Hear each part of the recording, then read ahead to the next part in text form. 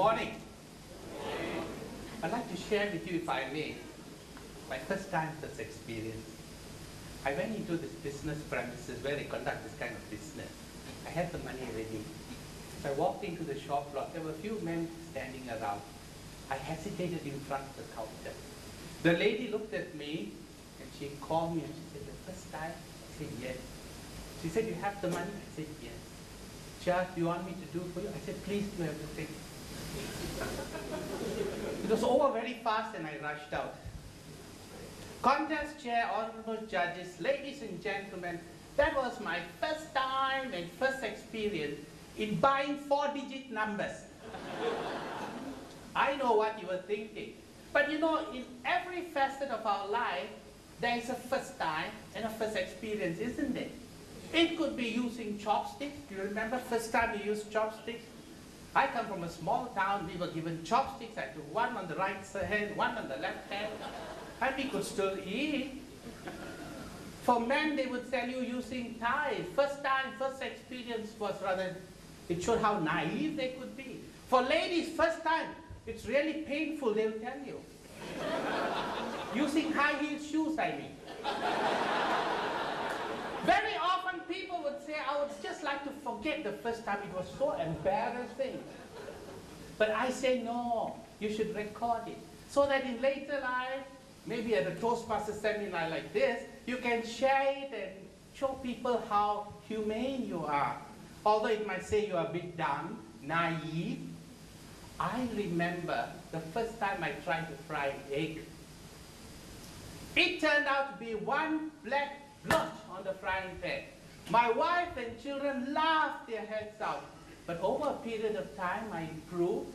I used some onion, some garlic. I'm now an expert in frying eggs. I was telling my wife that day, I've now attained the age of 55. I said I'm thinking of opening a stall in front of my house, and I'm going to announce Fernando's eggs. Fried. You all are welcome. I'll give you a bit more onion. Everything has a first time. You know, there's a very good Indian saying, very motivating Indian saying. It says, the journey of 1,000 miles begins with first putting on your shoes.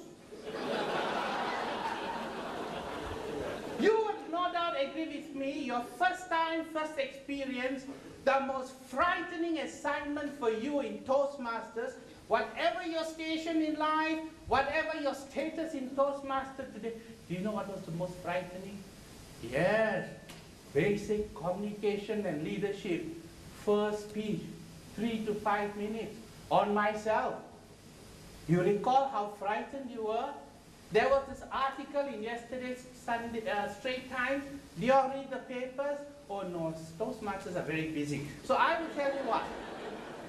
In yesterday's Straits Times of Singapore, there was an article about this Thomson Community Club, Mandarin.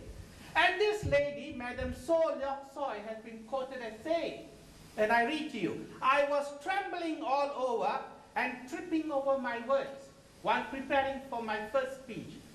The scene was replayed in my head the whole week." Can you imagine the whole week? It was replayed in her head, and I sympathized with her. When I did my first speech, it replayed in my head for 2 weeks. That's why you have this. 3 days here gone, 3 days here gone, 9 days here gone. Came to myself, no hair. I recall, I must share with you my first flight. I have this phobia about flights and with that heights, and I've always avoided long-haul flights. But some years ago, my company said, "You have to go to Beijing. We want you to be there for a week. You have to go." I said, "Go by flight?" They said, "Yes." I asked, "Is there a train?" They said, "Not yet." So I took the flight. And to keep me company, I took my son along, young boy. I said, "Could I take my son?" They said, "Take anyone, but you go." Did you know the pilot took the plane 32,000 feet without my permission? I was so scared. I looked out, there was nothing. I was so frightened. My son was restless. 32,000 feet. I asked the air hostess, "Could you open the door? My son wants to go out and play." She said, "No. 32,000 feet, we don't open the door."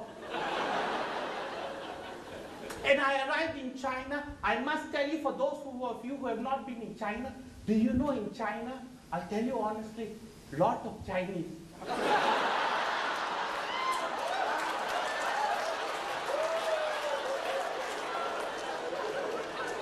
And I looked for an Indian nun. And I was walking around Tiananmen Square. I saw one. I ran out to him, "Hello, brother." And he said, "No." So my dear friends, go back and write down your first time, first experience.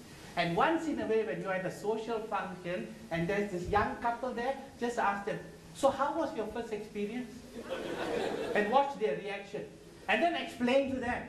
You must explain to them, otherwise husband and wife might beat you up.